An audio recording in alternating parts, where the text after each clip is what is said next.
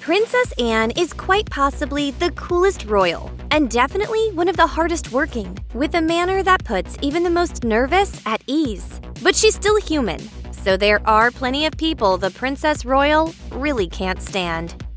Princess Diana may hold a special place in countless hearts as the people's princess, but according to those closest to Princess Anne, she thought Diana was in no way, shape, or form the sort of royal who should be setting an example for anyone. There's been tales, for instance, of you and the Princess of Wales not exactly hitting it off. I mean, yes. You don't...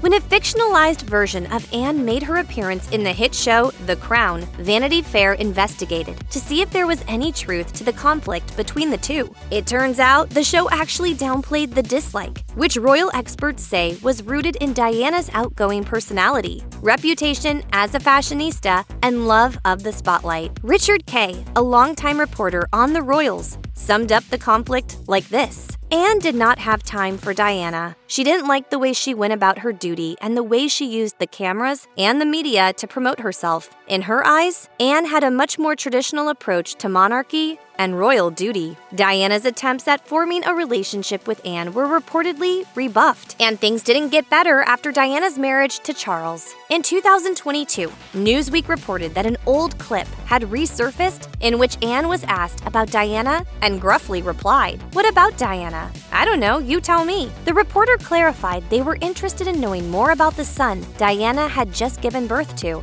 Anne replied, "I didn't know she had one." Some people just get off on the wrong foot, and according to Cherie Blair's memoir, Speaking for Myself, that's exactly what happened when she met Princess Anne. Vanity Fair reported on the encounter, which started off wrong when Anne, upon meeting the wife of then Prime Minister Tony Blair, called her Mrs. Blair. When the First Lady asked the princess to call her Cherie, Anne bristled. "I'd rather not. It's not the way I've been brought up." Blair's response? "What a shame." Ouch! Blair biographer Peter Scott recounted the incident in his book as well, saying that Anne simply turned around and walked away, and that the encounter set the tone for the rest of their relationship. 5 years later, in 2002, they met again at Elizabeth II's Golden Jubilee. When the Queen tried to reintroduce them, Anne turned her back and walked away without a word. Matters weren't helped any when Blair made sure to point out, "That completely blanked me." It's entirely possible that Anne's dislike for Cherie Blair wasn't helped by Blair's vocal dislike for other royals, from humiliating moments with Princess Margaret to declaring that she hated the Queen's beloved corgis, to claiming she was allergic to the royal residence at Balmoral. It's easy to say that Blair didn't go out of her way to observe royal niceties, which would understandably rub the Princess Royal the wrong way.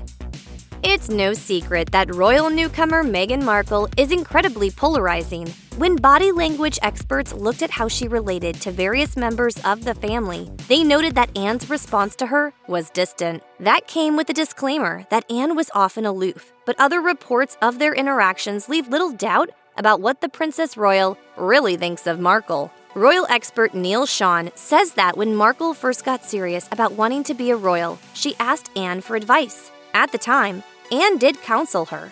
She advised that becoming a member of the royal family was a full-time job, stressed the importance of charity work, and told Markle that when she lent her name to something, that wasn't enough. She needed to get involved. She always has been one of, if not the most hard-working member of the royal family. I mean, she will carry out 4 or 5 engagements in one day. Sean went on to say that Markle absolutely didn't follow through, and it soured Anne on the would-be princess. He explained via Birmingham Daily, Meghan left her meeting with Princess Anne dumbfounded, and Princess Anne always knew that Meghan would have a very short shelf life in the world of the British monarchy. He wasn't the only one to speak about Anne's dislike of Markle. In an interview with The Mirror, Lady Colin Campbell said that Anne warned Harry not to marry her. She went on to allege that Princess Anne couldn't stand Meghan's constant me, me, me, me.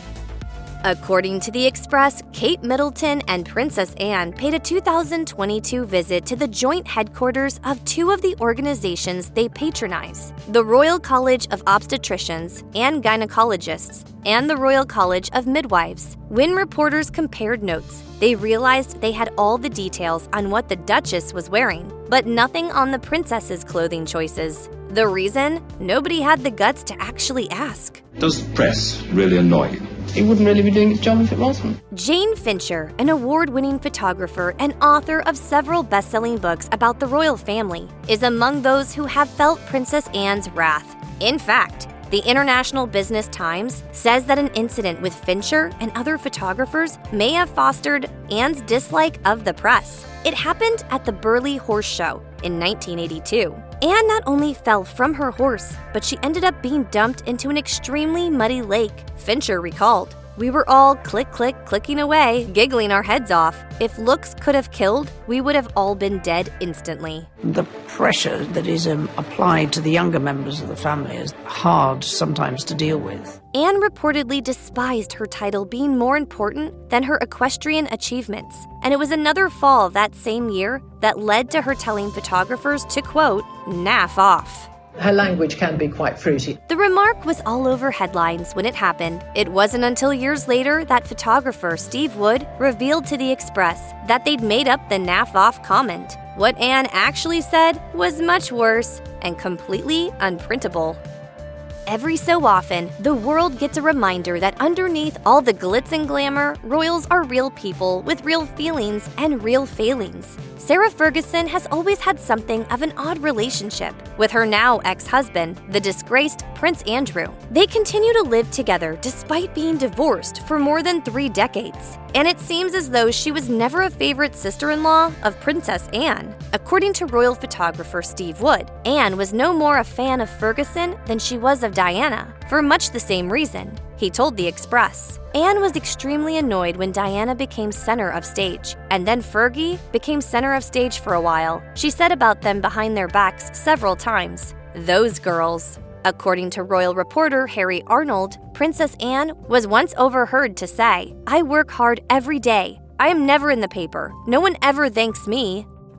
Camilla Parker Bowles has always had a complicated relationship with the royal family, and that extends to Princess Anne. When Princess Anne divorced in 1992, there were rumors that infidelity was at the root of the split, and one of the names mentioned alongside Anne's was Camilla's first husband, Andrew Parker Bowles. What really happened is unclear, but what is known is that he's the godfather of Anne's daughter. Anne the Princess Royal and Parker Bowles are frequently seen attending equestrian events together. Her affection didn't seem to extend to Camilla, at least not at first. Camilla was initially put off by Anne's prickly standoffishness towards her, and the memory of whatever happened between Anne and Andrew Parker Bowles lingered. But relationships change over time, and in the years following Camilla's marriage to Anne's brother Charles, the two women seem to have resolved at least some of their disagreements and now conduct themselves in a way that suggests friendship.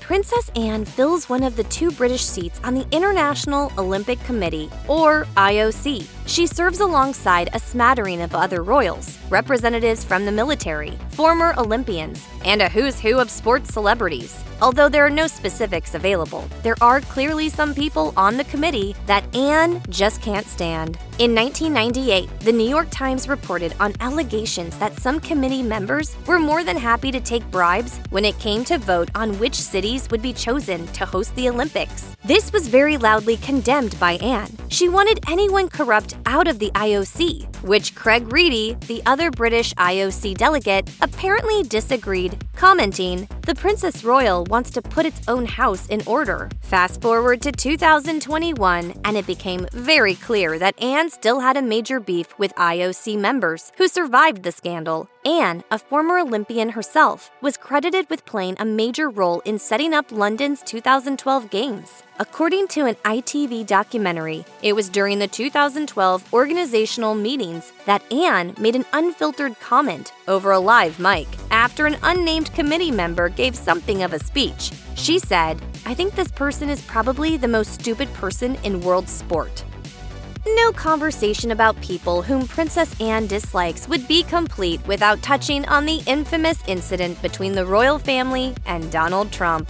First, let's go to the videotape and review what happened afterward. Words like legend were used to describe Princess Anne after a video started circulating that showed her mother in a reception line to greet several NATO leaders. Among them was Trump. As he stood there, the Queen looked to Anne, who shrugged. low-key shade, or something else? And then the Queen's like, come on over, and she's like, yeah, no, I'm good.